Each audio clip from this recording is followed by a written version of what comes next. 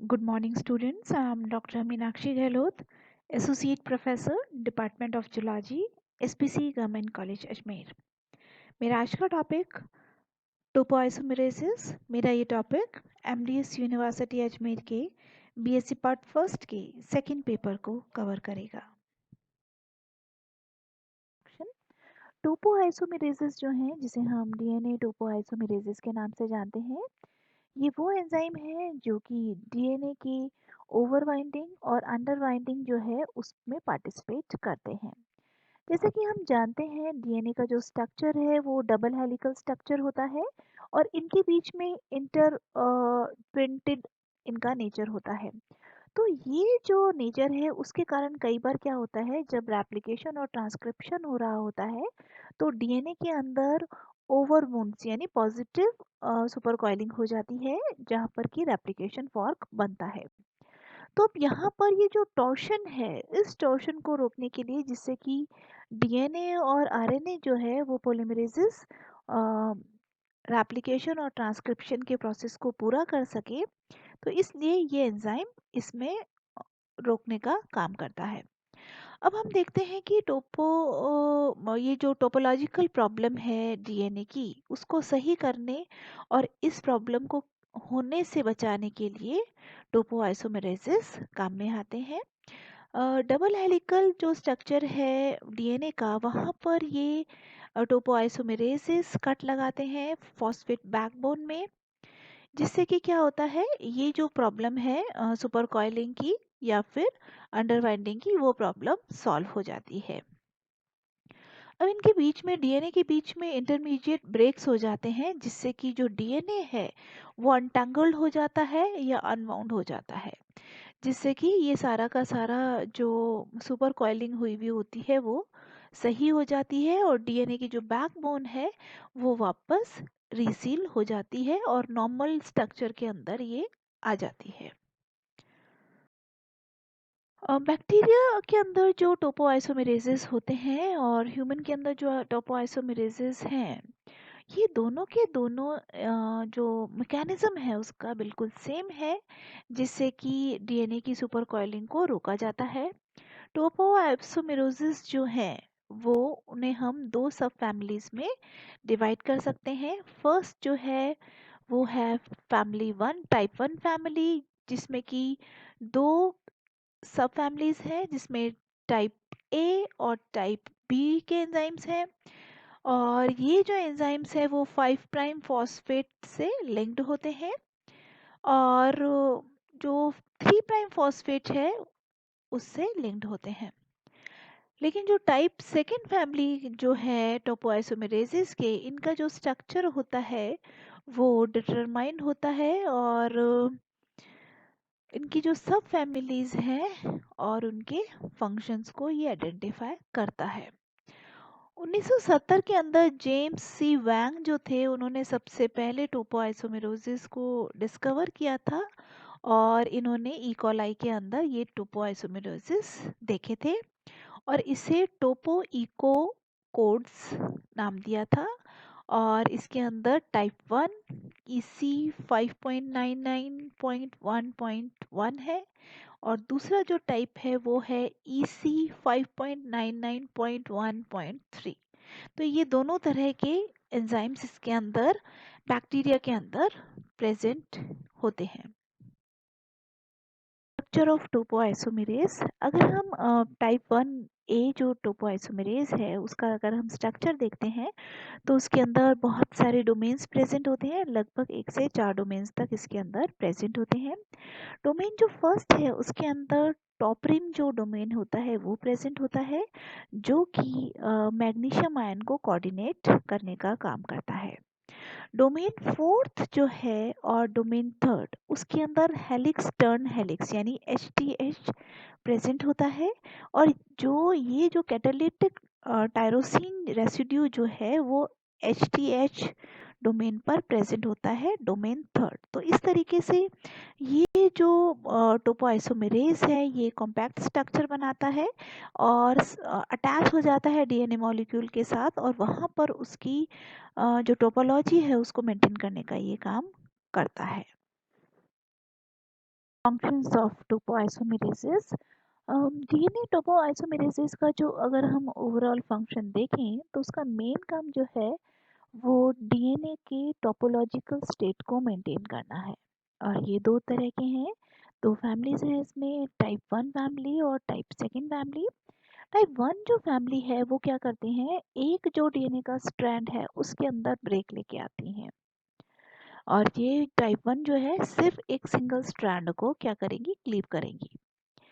Type two जो family है उसके अंदर क्या करते हैं, ये जो मॉलिक्यूल डबल स्टैंडर्ड जो गैप है उसके बीच में से गुजरता है, जिससे कि क्या होता है, ये दोनों स्ट्रैंड्स को क्लीव करता है, जिससे कि डबल स्ट्रैंड जो होते हैं वो ब्रेक हो जाते हैं। टोपोआइसोमेरेसिस जो है वो नेगेटिव सुपरकॉइल्स जो हैं उनको रिलीव कर देते हैं, और दोनों वो पॉजिटिव और नेगेटिव सुपरकॉइल्स जो कि उसके काम की है या नहीं है उन कॉइल्स को ये क्लीव कर देते हैं, जिससे कि नॉर्मल जो उसका टोपोलॉजिकल स्टेट है डीएनए की वो मेंटेन रहती है। और ये जो एंजाइम्स हैं वो कैटेनेशन को भी प्रमोट करते हैं, कर सकते हैं, जिसमें कि दो सिंगल सर्कुलर जो डीएनए स्ट्रैंड है वो आपस में लिंक हो जाते हैं रेप्लिकेशन के बाद। और दूसरा जो प्रोसेस है जिसमें ये एंजाइम काम में आ रहा है वो है डीकैटेनेशन। उसके अंदर क्या होता है, दो जो लिंक्ड सर्कुलर डीएनए हैं वो सेपरेट हो जाते हैं। तो इस तरीके से ये जो एंजाइम्स हैं आइसोटोपोमेरेसिस डीएनए के टॉपिकोलॉजिकल स्टेट को मेंटेन करने का काम करते हैं। यहाँ पर हम देख सकते हैं टाइप ए और टाइप बी वन। फर्स्ट में टाइप वन जो है उसमें आप ये देखिए, हमने ये देखा कि टाइप वन जो है वो सिंगल स्टैंड पर काम करता है। तो यहाँ पर किस तरह से इनका काम चल रहा है, और ये यहाँ पर आप देखिए, ये जो अनवाइंडिंग यहाँ पर हो गई है, यहाँ पर फिर यहाँ पर ये ब्रेक आ जाता है और ये वापस आपस में जुड़ जाते हैं। तो इस तरीके से जब कभी भी जब ये ट्विस्टिंग है और इसके अंदर सुपर कॉइलिंग हो जाती है तो ये टोपोआइसोमेरेसिस काम कर रहे हैं। अब यहाँ पर देखिए, वहाँ पर ये दोनों स्टैंड पर उसने एक सिंगल स्टैंड को कट किया। यहाँ पर टोपोआइसोमेरेस जो है वो क्या है, साइड में कनेक्ट है, और इसने क्या किया है, यहाँ पर क्लीव किया और फिर इसके बाद वापस ज्वाइंट हो गया। तो इस तरीके से वायरल डीएनए जो है अगर क्रोमोसोम के अंदर उसका इंसर्शन हो रहा है या फिर नया रिकॉम्बिनेशन बन रहे हैं, तब भी टोपोआइसोमेरेसिस के एक्शन की रिक्वायरमेंट होती है। अगर हम देखें टोपोलॉजिकली, सर्कुलर जो मॉलिक्यूल्स जो लिंक्ड हो जाते हैं जैसे कैटेनन्स के टाइम पर, जिसमें दो सर्कुलर डीएनए अलग अलग सिंगल स्टैंडर्ड डबल स्टैंडर्ड में कन्वर्ट हो जाते हैं, तो इसके बीच में जो सुपर कॉइलिंग की रिक्वायरमेंट होती है रेप्लिकेशन के दौरान, तब भी ये एंजाइम्स की ज़रूरत इसे पड़ती है। और जो कैटेनन्स की जो अनलिंकिंग है वो टाइप सेकेंड टोपोआइसोमेरेसिस की मदद से किया जाता है, और ये भी पाया गया है कि जो एफिशिएंट अनलिंकिंग जो पॉजिटिव सुपर कॉइलिंग डीएनए के अंदर है उसे हम किस तरह से परफॉर्म ये आइसोमेरेसिस के द्वारा किया जाता है।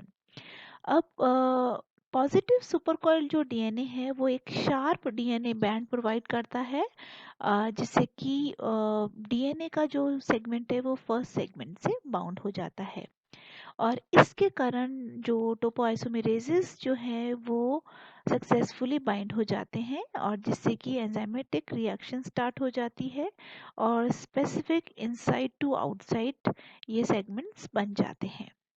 तो इस तरीके से नेगेटिव सुपर कॉइलिंग जो डीएनए के अंदर होती है वो प्रोवाइड नहीं हो पाती, उनके अंदर ये बैंड नहीं बन पाते, और इसीलिए ये जो एंजाइम्स हैं वो फर्स्ट सेगमेंट को ही एक्सेस कर पाते हैं, और इस कारण यहाँ पर ये जो अनलिंकिंग जो है वो इनहिबिट हो जाती है। तो टोपोआइसोमेरेसिस जो है वो माइटोकॉन्ड्रिया के अंदर भी प्रेजेंट होते हैं, और माइटोकॉन्ड्रिया के अंदर जो एटीपी जब जनरेशन होना होता है तो, और इसके अलावा माइटोकॉन्ड्रिया प्रोग्राम सेल डेथ और एजिंग से भी रिलेटेड है। माइटोकॉन्ड्रिया के डीएनए के अंदर जो सर्कुलर जो डीएनए प्रेजेंट होता है, उसके अंदर जो डबल स्ट्रैंड डीएनए होता है, उसकी एक्टिविटी के लिए टोपोआइसोमेरेसिस बहुत ज़रूरी होते हैं। और इसे 3 क्लास में हम डिवाइड कर सकते हैं, फर्स्ट क्लास, सेकंड बी और थर्ड अल्फा क्लास। टोपोआइसोमेरेसिस जो है वो टोपोलॉजिकल जो प्रॉब्लम है डीएनए की, उसको सॉल्व करते हैं और दो जो सेपरेट या डिपेंडेंट जो स्ट्रैंड होते हैं उन्हें सेपरेट करते हैं। इस तरीके से ये जो एंजाइम्स हैं वो टायरोसिन को कंजर्व करने का भी काम करते हैं। ये जो एंजाइम्स हैं स्ट्रक्चरली और मैकेनिकली बिल्कुल डिफरेंट होते हैं। उसे हम कैटेगराइज कर सकते हैं। फर्स्ट है टाइप 1 टोपोआइसोमेरेसिस। टाइप 1 टोपोआइसोमेरेसिस जो है वो एक स्ट्रैंड को कट करता है डीएनए के डबल हेलिकल को, उसे वहाँ पर रिलैक्सेशन होता है और फिर उसके बाद कट लगता है और फिर वापस रीलिंकेज होता है। और टाइप 1 टोपो आइसोमेरेज जो है उनके लिए एटीपी की रिक्वायरमेंट नहीं होती हाइड्रोलिसिस के लिए, और इसे हम 3 सब क्लासेस में डिवाइड कर सकते हैं। पहले तो देख लीजिए किस तरीके से कट लग रहा है टाइप 1 के अंदर। देखिए यहाँ पर फर्स्ट में टोपो आइसोमेरेज वहाँ से जाकर अटैच हो जाता है साइट पर जाकर, और फिर उसके बाद यहाँ पर ये अटैचमेंट हो गया। फिर इसके बाद यहाँ पर सिंगल स्ट्रैंड में कट लगा है, फिर उसके बाद वापस ये जुड़ गया है स्ट्रैंड। तो जहाँ पर भी सुपर कॉइलिंग हो रही है वहाँ पर ये काम। 3 टाइप्स है टाइप 1 के।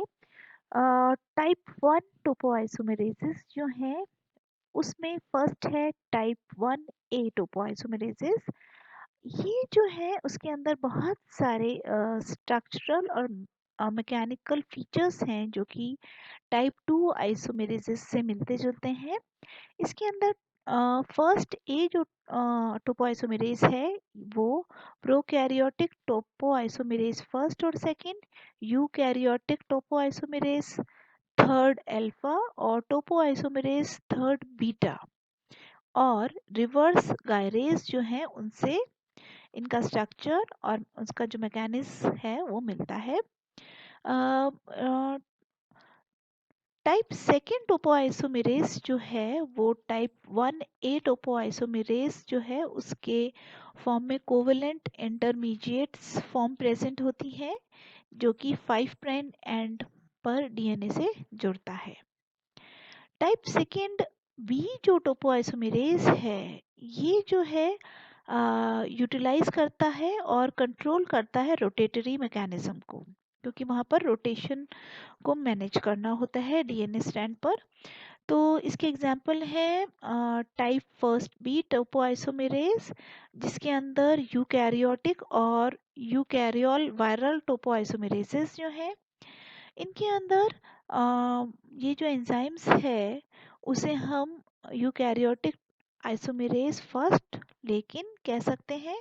और इसके अलावा जो तीनों जो डोमेन्स हैं लाइफ के उनके अंदर भी ये फर्स्ट बी टोपोआइसोमेरेज प्रेजेंट होता है। टाइप फर्स्ट से टोपोआइसोमेरेज जो है उसे हम आइडेंटिफाई कर लिया गया है और इसका जो स्ट्रक्चर है वो यूनिक होता है टाइप फर्स्ट ए और फर्स्ट बी से, ये थोड़ा सा डिफरेंट होता है। और इसका जो मैकेनिज्म है वो अगर हम देखें तो फर्स्ट बी से ये मिलता जुलता है। Type A second topoisomerase. Type second जो टोपोआइसोमेरेज हैं वो दोनों स्ट्रैंड को कट करते हैं, यानी कि डीएनए के डबल हेलिकल को पास करते हुए दोनों को ब्रेक करते हैं।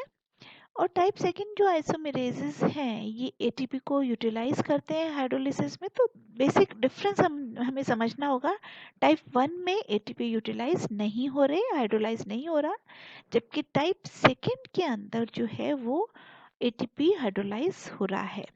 और इसे हम वापस सब डिवाइड कर सकते हैं दो सब क्लासेस में, टाइप सेकेंड ए और type second B. Type second A के अंदर टोपोआइसोमेरेसिस जो है उसके अंदर यूकैरियोटिक और यूकैरियोल वायरल टोपोआइसोमेरेज आते हैं। और टाइप सेकेंड बी जो है इसके अंदर टोपोआइसोमेरेसिस फोर्थ जो कि आर्किया के अंदर प्रेजेंट होते हैं। यहाँ पर हम देख सकते हैं कि किस तरह से मैकेनिज्म टोपोआइसोमेरेज का हो रहा है। इसके अंदर आप एक ध्यान देने की जरूरत है, इसके अंदर एटीपी यूटिलाइज हो रहा है और फिर ब्रेक हो रहा है, एटीपी एडीपी में कन्वर्ट हो रहा है, तो फॉस्फेट बॉन्ड इसमें से रिलीज हो रहा है। आज हमने टोपोआइसोमेरेसिस के बारे में जाना कि किस तरह से ये एंजाइम्स डीएनए की टोपोलॉजी को मेंटेन करने का काम करता है, किस तरह से क्लासिफाई होता है और इसके मैकेनिज्म क्या है उसको मेंटेन करने का। Thank you so much.